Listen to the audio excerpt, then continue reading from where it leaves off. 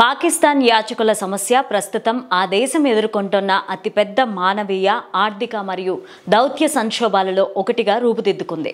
Saudi Arabia, Iraq, Malaysia, Qatar, UAE వంటి దేశాలు ఇటీవలే తమ దేశాల్లో యాచన చేస్తున్న పాకిస్తానీయులను భారీ సంఖ్యలో తిరిగి పంపించడాన్ని ప్రారంభించాయి. ఈ చర్యలతో పాకిస్తాన్ అంతర్జాతీయంగా తీవ్ర అపకీర్తిని మూటగట్టుకుంది.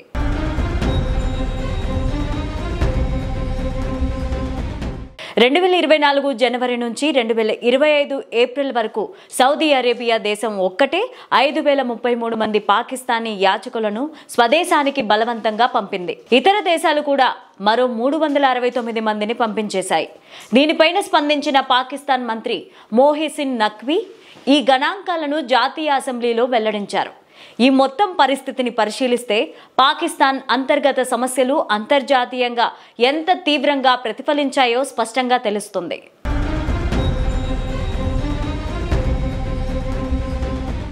అత్యధిక మంది యాచకులు పాకిస్తాన్ సంపన్న రాష్ట్రాలైన సింధ్, పంజాబ్, ఖైబర్ పఖ్తూన్ఖ్వా నుంచి రావడం చర్చనీయాంశమైంది.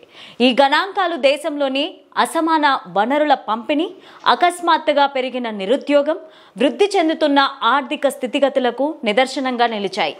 దేశంలో దాదాపు 2 కోట్ల మంది యాచకులుగా జీవిస్తున్నారని, వారి ఆదాయం నెలకు 4200 కోట్ల వరకు ఉంటుందని పాకిస్తాన్ రక్షణ మంత్రి ఖవాజా ఆసిఫ్ వెల్లడించారు.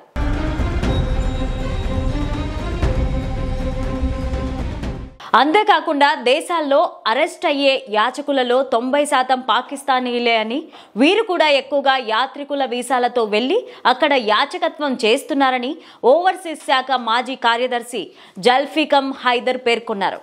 ఇది వీసా దుర్వినియోగానికి నిదర్శనంగా నిలిచింది.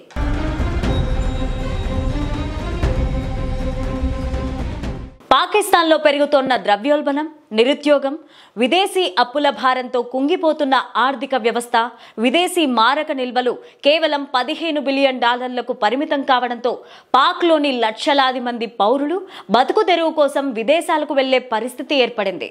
యాత్రికుల వీసాలను వాడి యాచనను వృత్తిగా మార్చుకుంటున్న వారు మరింతగా పెరిగిపోయారు.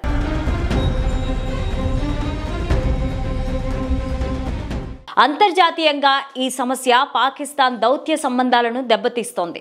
మిత్ర దేశాలైన సౌదీ అరేబియా, ఖతార్ వంటి దేశాల వీసాలపైన ఆంక్షలు విధించడం ద్వారా అసంతృప్తిని వ్యక్తం చేస్తున్నాయి. IMF వంటి అంతర్జాతీయ ఆర్థిక సంస్థల వద్ద ఇప్పటికే రుణాలపైన ఆధారపడుతున్న పాకిస్తాన్కు ఈ రకమైన అపకీర్తి మరిన్ని ఆర్థిక అడ్డంకులను తెచ్చిపెడుతుంది. ప్రభుత్వం యాచన నియంత్రణకు చర్యలు తీసుకుంటున్నా అవినీతి, సైనిక జోక్యం, పరిపాలనా వైఫల్యం వంటి లోపాలు అమలులో అడ్డంకులుగా నిలుస్తున్నాయి.